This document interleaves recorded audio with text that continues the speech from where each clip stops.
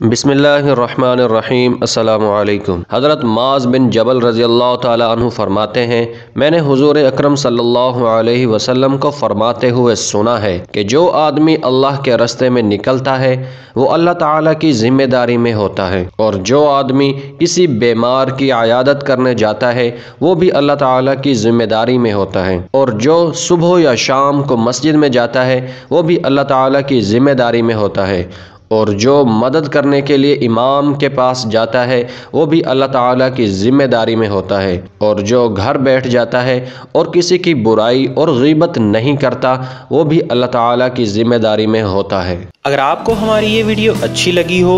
تو اس ویڈیو کو لائک اور اپنے دوستوں کے ساتھ فیس بک اور واٹس ایپ پر ضرور شیئر کیجیے گا، اور ابھی تک اگر آپ نے ہمارے اس چینل کو سبسکرائب نہیں کیا تو ضرور سبسکرائب کر لیجیے گا، اور بیل آئیکن کو کلک کرنا مت بھولیے گا تاکہ ہماری ویڈیوز سب سے پہلے آپ تک پہنچتی رہیں۔ Thanks for watching.